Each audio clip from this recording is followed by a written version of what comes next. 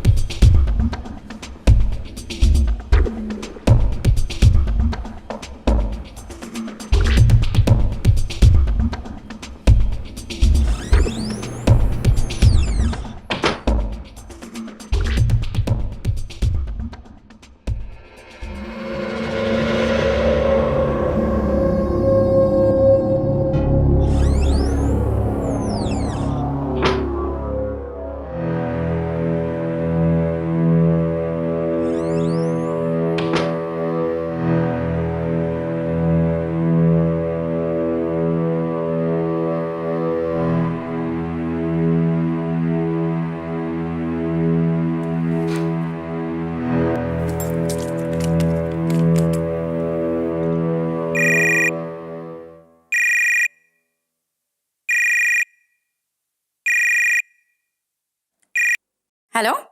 हाय Neetu darling. राज, हमने आपसे कहा था ना कि आप हमें फोन मत कीजिए। तो तुमने ही तो कहा था कि अगर मैं तुम्हें 1 महीने तक फॉलो ना करूं तो तुम मुझसे बात करोगी, मुझसे मिलोगी। राज, हमने ऐसा कुछ भी नहीं कहा था। देखिए राज, हमारे बीच में जो कुछ भी था प्लीज उसे भूल जाइए, क्योंकि वो सब कुछ शादी के पहले था। अब हम शादीशुदा हैं। प्लीज दोबारा हमारी जिंदगी में आने की कोशिश मत कीजिए, क्योंकि ऐसा करके आप सिर्फ हमें परेशान करेंगे, हमारी मुसीबतें बढ़ाएंगे और कुछ नहीं। मैं तुम्हारे लिए मुसीबत खड़ी करूंगा? नहीं तो ये कैसी बातें कर रही हो तुम मुझे इग्नोर किए जा रही हो। मैं तो तुमसे मिलना चाहता हूँ, तुमसे बात करना चाहता हूँ। इनफैक्ट तुम्हें पता है मैं तुम्हारी बिल्डिंग के नीचे खड़ा हूँ। बिल्डिंग के?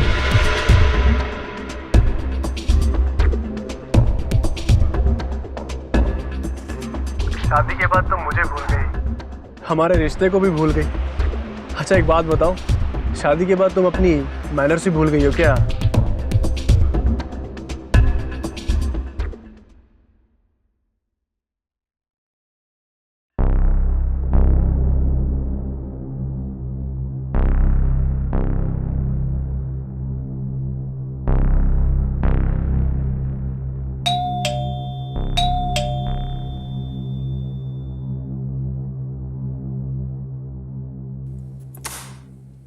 हाय। हाय। वो मेरे फ्रेंड आए हैं। राज, मेरे हस्बैंड राजेश। हाय। राज। आज मुझे बाजार में मिल गए, तो मैंने सोचा कि क्यों ना अपने पुराने फ्रेंड को कॉफी पे बुलाया जाए, इसलिए बुला लिया। और आपको पता है इन्होंने अपनी ट्रैवल एजेंसी भी खोली अभी। कांग्रेचुलेशंस। आप हमारी शादी में आए थे ना? वो एक्चुअली मैं शक्ल याद रखने में थोड़ा वीक हूँ। अरे इट्स ओके। मैं तो शादी में आना चाहता था पर नीतू ने इनवाइट ही नहीं किया। राज, कैसी बात कर रहे हो? कॉलेज खत्म होने के बाद मुझे कहाँ याद था कि फ्रेंड्स कहाँ रहने चले गए। आप फ्रेश हो जाइए ना। अब ठीक है, मैं फ्रेश होके आता हूँ, इन्हें जाने मत देना। मैं तो काफी देर से कह रही थी कि आज डिनर करके जाइएगा, पर इन्हें आज जाने की जल्दी है। जैसा तुम ठीक समझो।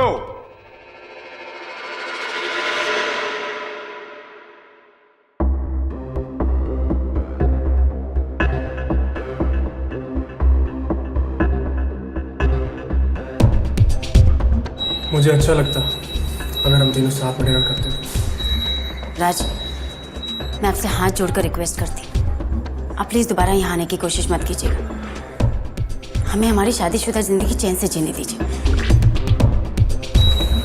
क्या करें? क्या देख रहा है बे?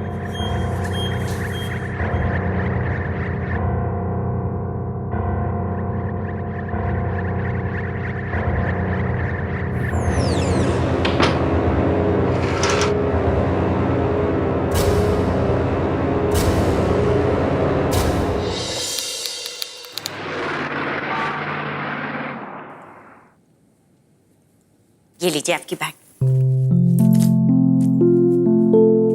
चलता हूँ। जी।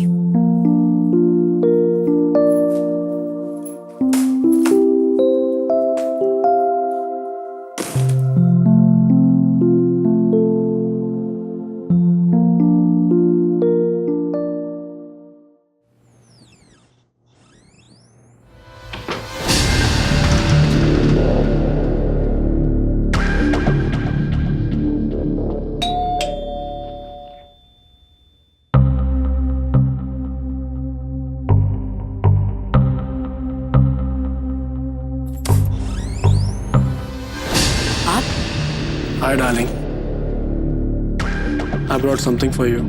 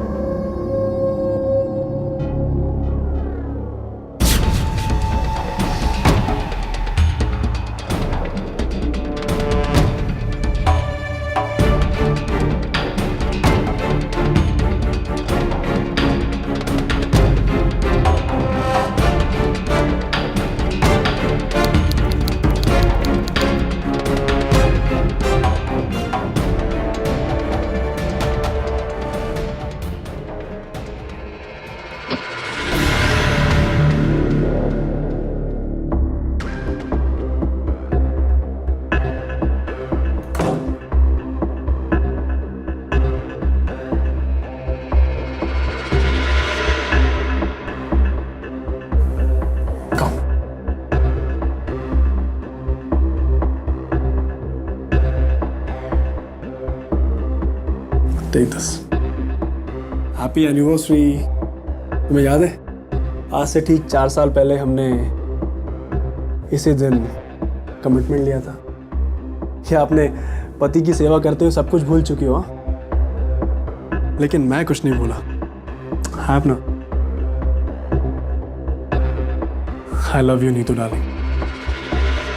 क्या तुम हमारे बिताए हुए पल भूल चुके हो? राज, आई एम मैरिड। आप ये क्यों भूल जाते हैं? और यही वजह है कि मैं आपसे दूरी बनाए रखना चाहती हूँ। नीतू, ये सब गलत है। हम शादी कर सकते थे, लेकिन तुम अपने पेरेंट्स के सामने हिम्मत हार गई। अब तुम ये कहोगी कि तुम उस बेवकूफ से प्यार करने लगी हो, हाँ?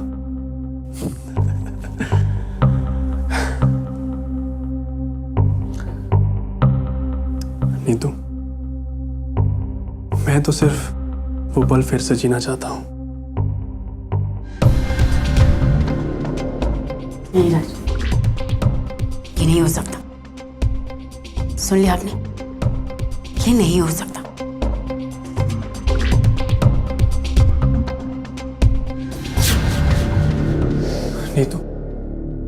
मैं तुम्हें तुम्हारी शादी खत्म करने के लिए नहीं कह रहा हूं।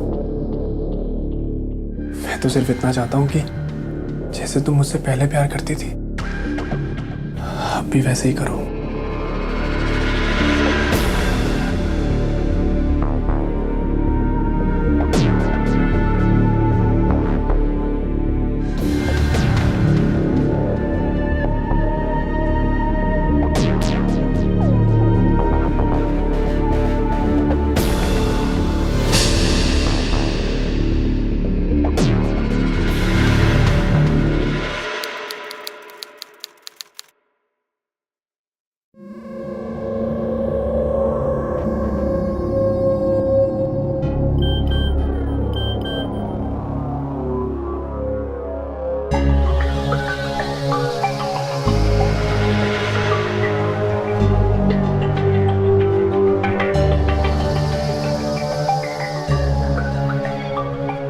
राज और नीतू के बीच किस तरह का संबंध आकार ले रहा था ये? आखिर क्यों वो ना चाहते हुए भी राज के हर हुक्म की तामीर करने में लगी थी? उसने अपने पति को अंधेरे में क्यों रखा हुआ था और राज से इस तरीके से क्यों मिल रही थी? क्या राज नीतू को मिलने के लिए मजबूर कर रहा था? अगर हां, तो ऐसी कौन सी मजबूरी थी जो नीतू अपने आत्मसम्मान के साथ समझौता कर रही थी? आखिर राज नीतू से जुड़े ऐसे कौन से राज का राजदार था?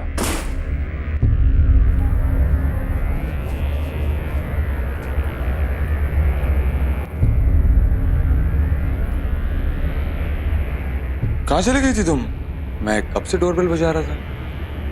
हाँ, वो मैं मार्केट गई थी कुछ सामान लाने। आपके पास दूसरी चाबी तो है ना?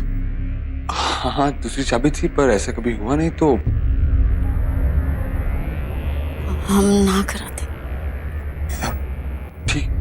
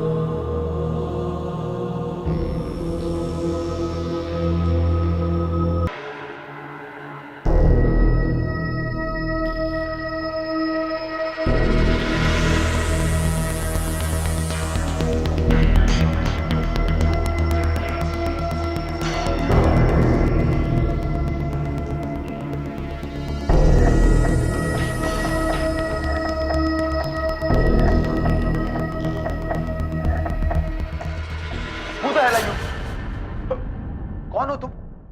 तुम्हें कहां रहते हो? देखो, दोबारा इस नंबर पर बिल्कुल फोन मत करना, मैं पुलिस में कंप्लेन कर दूंगा। फोन रख। क्या हुआ जी? आप किस पे इतना गुस्सा कर रहे थे? तुम्हारा फोन उठा तो क्या पाया यार? कोई बदतमीज इंसान बदतमीजी से बातें कर रहा था यार, अश्लील बातें कर रहा था तुम्हारे बारे में। लोगों का सिर्फ एक ही उपाय है, पुलिस। चलो। पुलिस? छोड़िए ना, पुलिस स्टेशन जाकर क्या होगा? वैसे भी हम औरतों के हिस्से में ये सब तो सहना ही पड़ता है।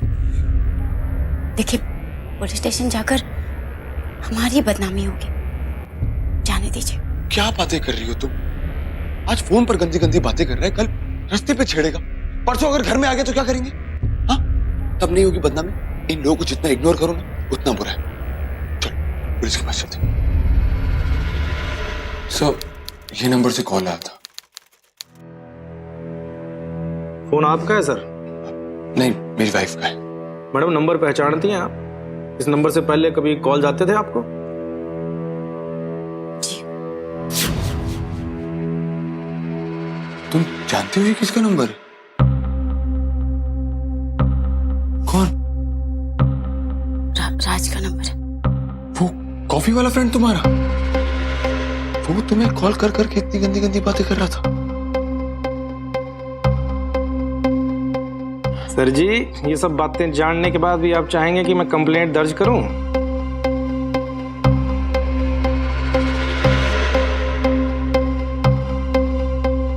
नो। सर, घर की बात है ना जो घर में निपटा लेनी चाहिए।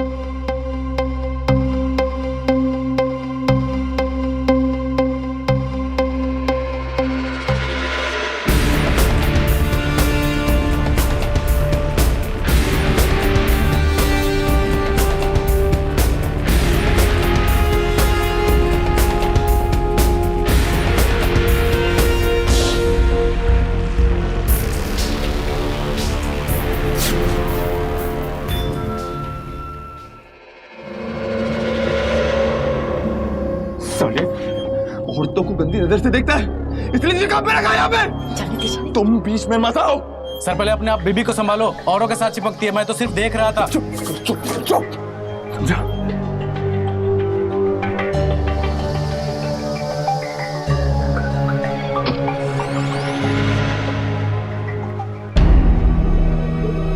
क्या हुआ नीतू? कुछ हुआ क्या? क्या हुआ? कुछ नहीं।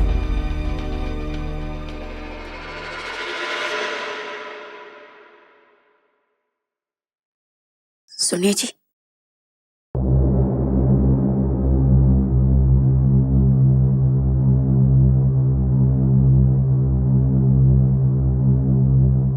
हम जानते हैं कि हमसे बहुत बड़ी गलती हो गई। हम खुद भी ऐसा नहीं चाहते थे, पर आप ही बताइए ना क्या करते।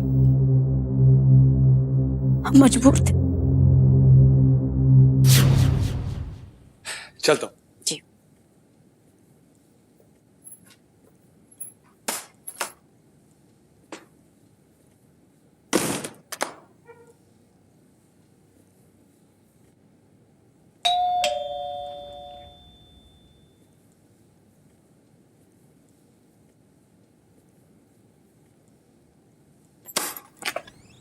तुम?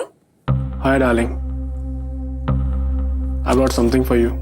राज, मैंने तुम्हें पहले भी कहा था कि यहाँ मत आना, तुम फिर भी आ गए। तुम तो बेकार में गुस्सा हो रही हो। मैं तो बस अपनी पुरानी यादें ताजा करने आया था। So can I come in? I want to show you something.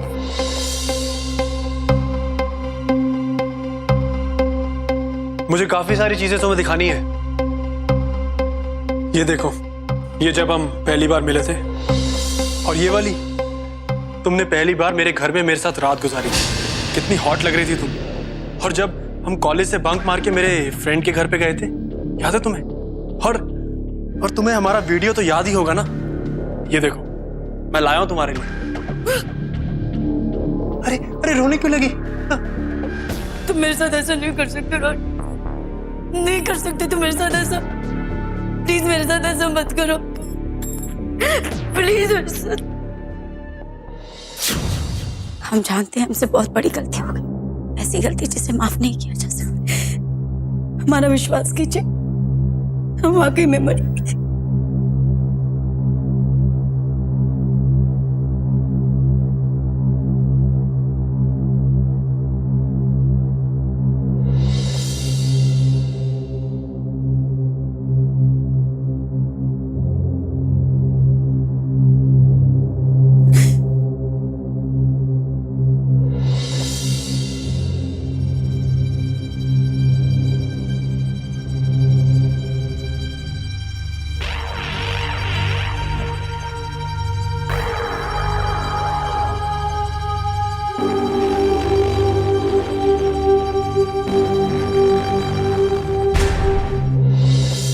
आखिर नीतू ने उस राज से पर्दा हटा ही दिया जिसकी वजह से वो अब तक समझौते करती चली आ रही थी। नीतू ने जब राजेश के सामने अपनी व्यथा बयान की तो जाहिर हो गया कि क्यों मनचलों के मुंह पर तमाचा जड़ने वाली निडर नीतू ने राज के सामने हथियार डाल दिए थे। दरअसल राज नीतू को ब्लैकमेल कर रहा था। कुछ तस्वीरों और वीडियोस को हथियार बनाकर वो उसके साथ मनमानी कर रहा था, और नीतू उसकी मनमानी चुपचाप इसलिए सह रही थी क्योंकि वो नहीं चाहती थी कि उसका अतीत उसके वर्तमान वैवाहिक जीवन को बर्बाद कर दे। पर उसे इल्म नहीं था कि उसकी ये सोच, उसका ये समझौता उसे एक खतरनाक अंजाम तक पहुंचाने वाले थे।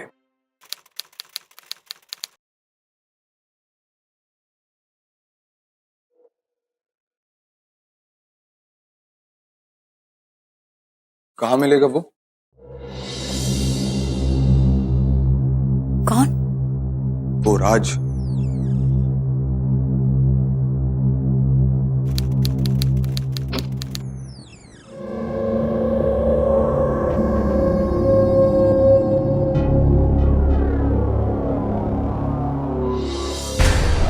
आप यहाँ कैसे?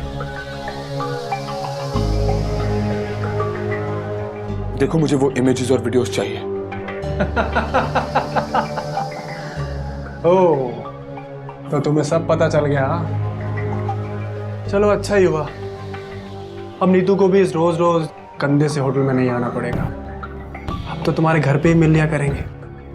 और वैसे भी जब तुम ऑफिस चले जाओगे उसके बाद सिर्फ हम दोनों ही तो बचेंगे घर पे, एकदम अकेले। देखो, मुझे कोई तमाशा खड़ा नहीं करना है, चुपचाप मुझे वो इमेजेस दे दो। तमाशा? तमाशा तो तुम्हारा बनेगा अगर वो वीडियोस और इमेजेस मार्केट में आ गए तो। इसलिए चुपचाप निकलो यहाँ से और अपने घर जाओ, और रात को नीतू को भेज देना। देखो, ये बकवास मत कर। ज्यादा हीरो मत बनो, समझे? भागो यहाँ से, चलो। तुमसे जरा हंस के क्या बात कर लिया, तुम तो सर पे ही चढ़ने लगे। चलो निकलो यहाँ से। और सुनो, नीतू को भेज देना।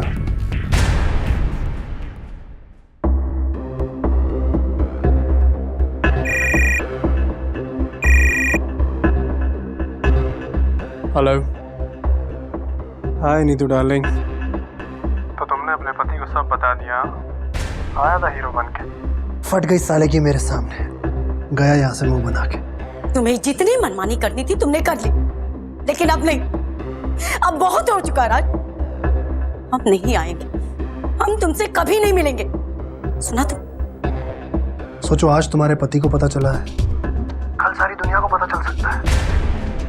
इसलिए समझदार बनो और टाइम पे आ जाना, नहीं तो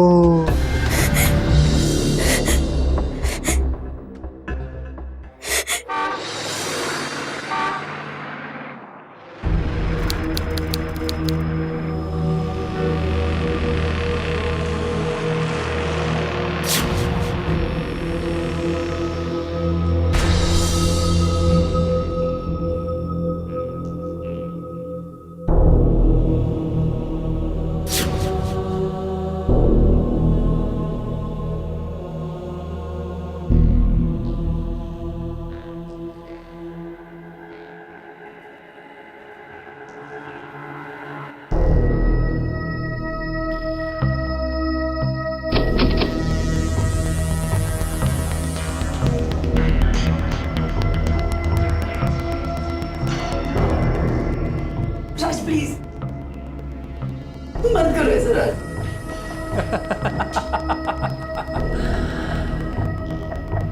मत करो ऐसा राज।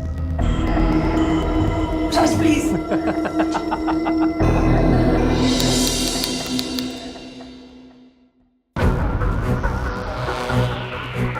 आठ पे चलो।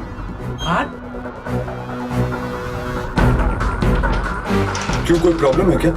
चुपचाप अपना काम करो। देख क्या रहे हो?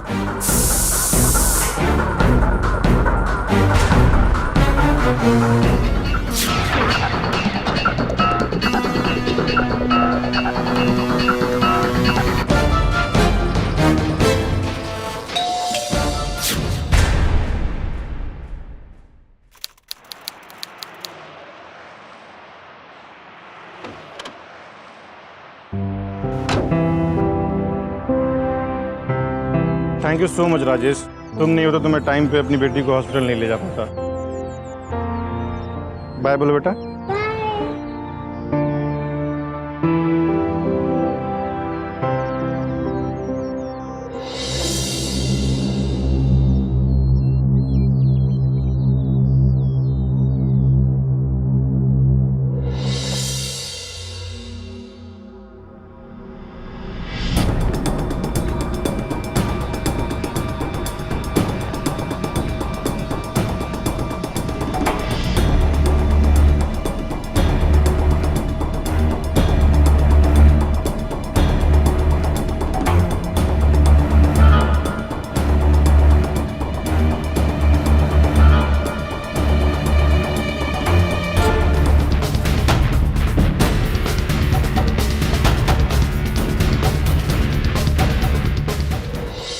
शायद आप ही राजेश शर्मा हो। आपको हमारे साथ पुलिस चौकी चलनी पड़ेगी। सबसे पहले शक हस्बैंड पे ही जाता है, बीवी के मर्डर का। मैं समझता हूँ। मर्डर के दिन कहाँ थे आप शर्मा जी? बताने का कष्ट करेंगे। मैं अपने दोस्त के साथ था, उसकी बेटी की तबीयत खराब थी तो हॉस्पिटल जाना था। वो मेरे ही बिल्डिंग में 8th फ्लोर पे रहता है। अगर आपको मेरी बात पे विश्वास नहीं है तो आप मेरे दोस्त से डॉक्टर से भी पूछ सकते हैं। मतलब आपने अपनी बीवी को नहीं मारा? नो। आपके और आपके बीवी के बीच में ताल्लुकात कैसे थे? मतलब बनते थे तुम दोनों के बीच? मेरी पत्नी काफी समझदार थी और हमारे 6 महीने की शादी में हमारे बीच में कोई झगड़ा नहीं हुआ। आपको किसी पे शक है? मतलब आपसे या आपकी बीवी से कोई दुश्मनी रखता हो? नहीं। आप पिछले हफ्ते अपनी बीवी के साथ रिपोर्ट लिखाने आए थे और जिस आदमी के बारे में रिपोर्ट थी वो आपकी बीवी की पहचान वाला निकला, तो आपने रिपोर्ट वापस ले ली। फिर उसके बाद क्या हुआ? कुछ नहीं, उसने कॉल करना बंद कर दिया। आपको उस आदमी पे शक है? नहीं। अगर खून पति ने नहीं किया तो फिर किसने किया है? यही तो पता लगाना है। फॉर्मेलिटी कंप्लीट करके इसे जाने दो। ठीक है। नीतू की हत्या किसने की और हत्यारे की मंशा क्या थी? हालात को देखें तो हत्या का सबसे पहला शक राज की ओर जाता था, लेकिन राजेश ने तो राज का नाम तक नहीं लिया पुलिस के सामने। ऐसे में नीतू की हत्या की गुत्थी पुलिस के लिए उलझती जा रही थी कि आखिर बिना उद्देश्य के किसी ने नीतू की हत्या क्यों की। अरे मैंने ही कहा था राजेश को कि मुझे हॉस्पिटल छोड़ दो जरा। डॉक्टर मुरानी से मिलने के बाद मैंने राजेश को बोला भी कि तुम जाओ, लेकिन वो गया नहीं। मैम भाई तू उनका कलीग है जी। तो ये बता, राजेश का पिछले दिनों बर्ताव कैसा था सबके साथ? एक्चुअली कुछ दिनों से ऑफिस में बहुत डिस्टर्ब सा चल रहा था, टेंस रहता था, किसी से अच्छे से बात नहीं करता था। एंड कई बार मैंने जानने की कोशिश भी की मैम कि आखिर क्या चल रहा है उसके साथ, बट कभी उसने मुंह नहीं खोला, कुछ बताया नहीं मैम। ठीक है। हाँ मैम, उस दिन कुछ हुआ तो था। राजेश बहुत गुस्से में कीकू को मार रहा था। मेरे कुछ पूछने पे भी उसने मुझे कोई जवाब ही नहीं दिया और नीतू पे बेचारी एक कोने में खड़े होकर रोए जा रही थी। मर्डर के वक्त राजेश घर पर नहीं था, मगर शक की सुई उसी पर है। मैडम मुझे तो ऐसा लग रहा है कि किसी को सुपारी दी होगी। हम लोगों को और सबूतों पर काम करना पड़ेगा। साहब मुझे लगता है कि जब राजेश साहब ऑफिस चले जाते थे तो एक आदमी आता था मैडम से मिलने के लिए। मुझे लगता है मैडम का चक्कर जोड़ था उससे कुछ। जिस वक्त खून हुआ मैडम, उस वक्त हम यहाँ पे नहीं थे।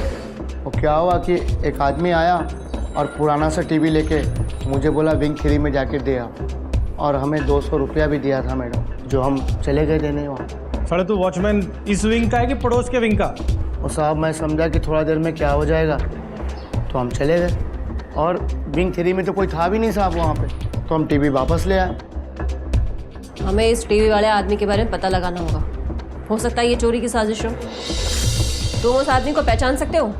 कुछ अजीब सा दिख रहा था साहब, वो एक टांग से लंगड़ा के चल रहा था वो।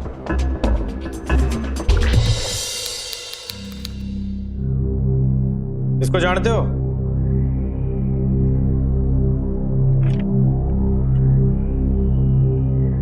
ये कौन है सर?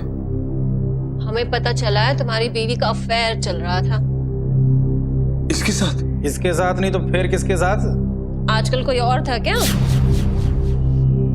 मैम कैसी बात कर रही हैं आप? देख भाई, हमें सब पता चल चुका है। अब तू सच उगल ही दे। अब बोल। नहीं तो चली गई है, कम से कम उसके इज्जत के साथ तो मत खेलिए। तेरे बीवी का अफेयर इस आदमी के साथ था? नहीं सर, मैं इस आदमी को जानता तक नहीं हूँ। जिसने मेरे परिवार को बर्बाद किया है वो नीतू का कॉलेज फ्रेंड। तो मिला था उससे? हाँ। कहाँ? होटल 3 स्टार, बालिका बाजार, रूम नंबर 303। सर राज नाम का कोई आदमी यहाँ नहीं रुका सर। देखो झूठ मत बोलो, मैं यहीं पे उसे रूम नंबर 303 में मिला था। हमारे बीच में बहस भी हुई थी। सर 303 में तो रमेश सर रुके थे सर, और वो तो 3 दिन पहले ही रूम खाली करके जा चुके हैं सर। देखो अरे उसकी आईडी की कॉपी तो होगी, और उसने कैश से पे किया कि कार्ड से पे किया? आईडी की कॉपी तो नहीं है सर, उन्होंने 1 महीने के एडवांस पैसे दिए थे और पैसे भी ज़्यादा दिए थे सर। अरे तुम किसी को भी होटल में रख लेते हो बिना आईडी के? मैडम हमें एक बार नीतू के माँ बाप से मिल लेना चाहिए। मैम वो नीतू के पेरेंट्स उसके अंतिम संस्कार के लिए आए हैं, तो अगर उन्हें थोड़ी तकलीफ ना दे पाए। कोशिश करते हैं। देखिए, जिसके बारे में आप पूछ रहे हैं उसे हम जानते तक नहीं, और नीता बिटिया ने भी उसके बारे में कभी कुछ नहीं बताया। वैसे बाबूजी लखनऊ के कौन से कॉलेज में पढ़ती थी? राम बहादुर कॉलेज, वो जो कपूरथला में है। नीता की किसी करीबी सहेली का नाम बता सकते हैं जिससे हमें राज के बारे में कुछ पता चल सके? देखिए, इस बारे में हम आपकी कोई मदद नहीं कर सकते।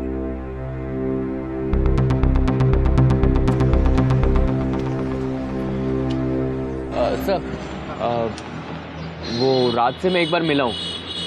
वो रहता कहाँ है ये तो नहीं मालूम, लेकिन लखनऊ के बाजार में मेरा एक फ्रेंड है, उससे पता लगाया जा सकता है। ठीक है, देखते हैं।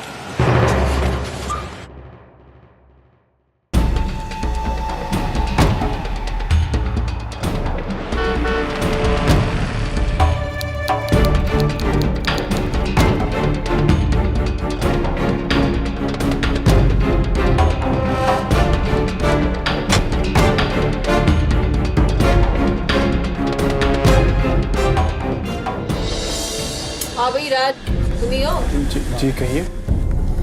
तुम नीतू को जानते हो? जी मैम, हम दोनों साथ में कॉलेज में पढ़ते थे और उसकी शादी के बाद एक दो बार मुलाकात हुई है उससे। तो उसने एक बार कॉफ़ी के लिए फोर्स किया तो मैं उसके घर भी गया था। तो वहीं मेरी मुलाकात राजेश से हुई थी। ये तो सब जानते हैं। मैडम ये बहुत बड़ा झूठा इंसान है, निहायत बेशरम इंसान है। ये तुम क्या बोल रहे हो राजेश? मैं एक बार कॉफ़ी पीने के लिए घर पे क्या आ गया, तुमने तो हमारे रिश्ते का गलत मतलब निकाल दिया। कितने बड़े झूठे इंसान हो तुम। तुमने बार बार नीतू को फोन करके टॉर्चर किया और जब उसने तुम्हारी बात नहीं मानी तो तुमने उसे मार दिया। शांत हो जाओ, अखाड़ा नहीं है, शांत हो जाओ। मैम, जिस दिन नीतू का मर्डर हुआ था उस दिन तो मैं कोर्ट गया हुआ था। मेरी एक एजेंसी की बस का एक्सीडेंट हो गया था तो मेरी तो कोर्ट में पेशी थी। ये देखिए पेपर्स।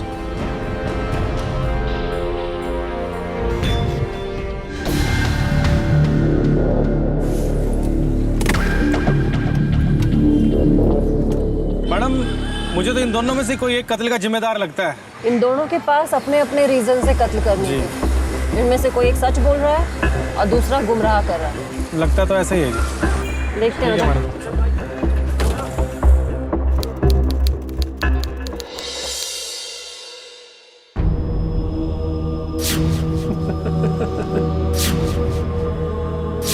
नीतू को भेज देना।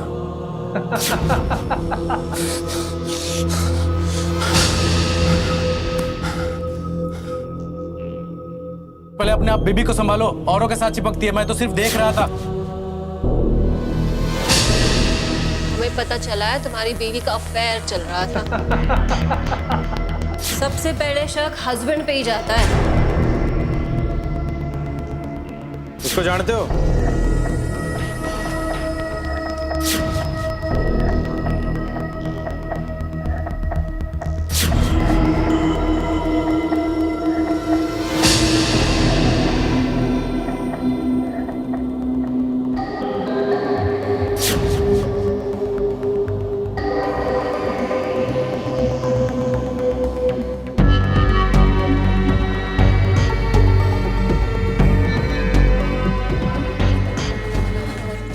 मैडम ये फोटो देखिए मैडम, ये वही आदमी है जो होटल की लॉबी में था और मैंने इसकी फोटो भी खींची थी। पर अपने फैमिली की रेपुटेशन के बारे में सोचकर मैडम मैंने कुछ कहा नहीं। और ये वही बंदा है जिसने हमारे वॉचमैन को टीवी दिया था मैडम।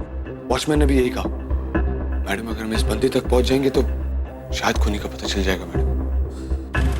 मैडम ये आदमी चिकना उर्फ महेश है और उसके ऊपर ऑलरेडी बहुत से मर्डर और लूट के केसेस दर्ज है।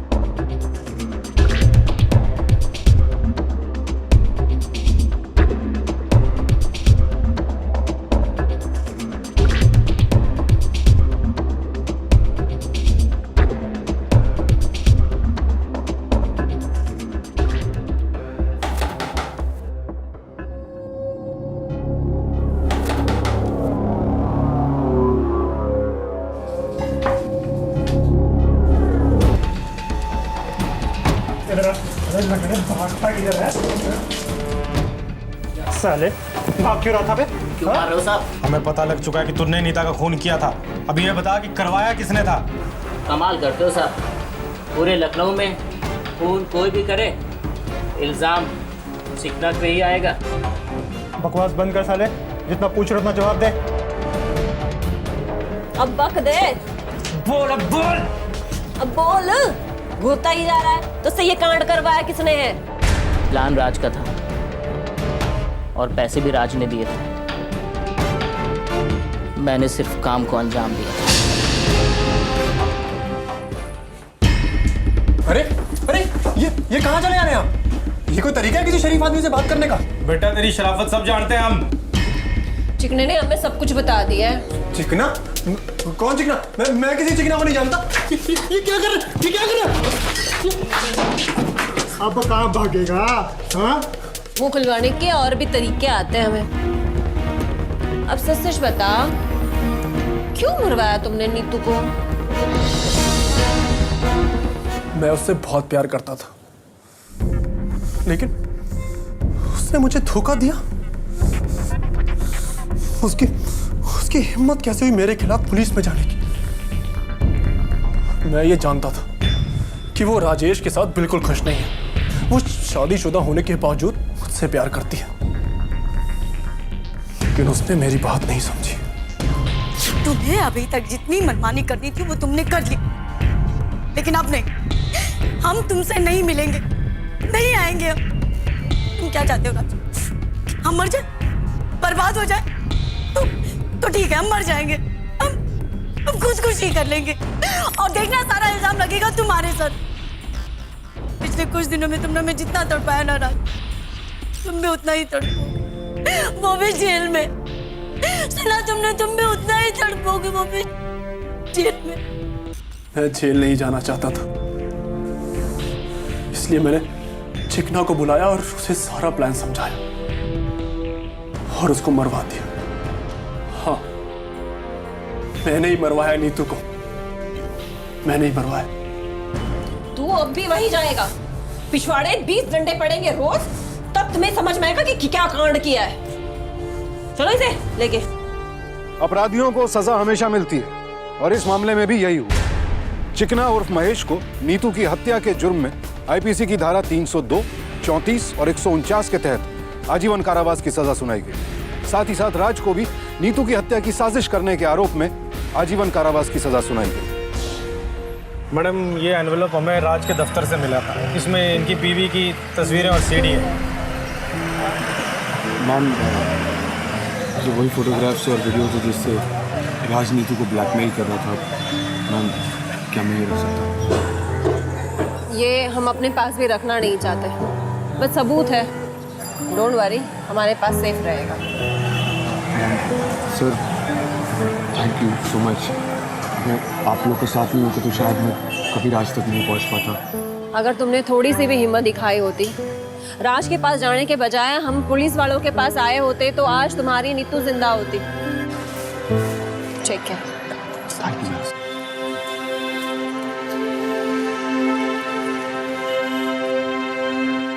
किसी की मजबूरी का फायदा उठाना, प्यार की झूठी कस्में, वायदे याद दिलाना, तड़पाना, अपने गंदे इरादों को पूरा करना। आखिर इस सब का सिला क्या हुआ? राजेश और नीतू के सुखी विवाहित जीवन को राज की गंदी नियत की नजर लग गई और मासूम नीतू की जान चली गई। याद रखिए, आपस में बातचीत के जरिए, संवाद के जरिए किसी भी समस्या का समाधान निकाला जा सकता है। राज नीतू की जिस मजबूरी का फायदा उठा रहा था, वो उसमें कभी कामयाब नहीं हो पाता अगर नीतू ने वक्त रहते अपने साथ हो रही ब्लैकमेलिंग के बारे में अपने पति राजेश या फिर किसी और विश्वसनीय व्यक्ति को जानकारी दी होती। लेकिन उसने ऐसा नहीं किया और नतीजा आपके सामने है। ये बात गांठ बांध ले, गलत समझौते से समस्या बढ़ती है, समाधान नहीं निकलता। इसलिए ऐसी किसी भी मजबूरी के आगे घुटने मत टेकिए, उसका डटकर मुकाबला कीजिए। सावधान रहिए, सतर्क रहिए, सुरक्षित रहिए। कल फिर मुलाकात होगी एक और ऐसी सत्य घटना के साथ। देखते रहें सावधान इंडिया, इंडिया फाइट्स बैक।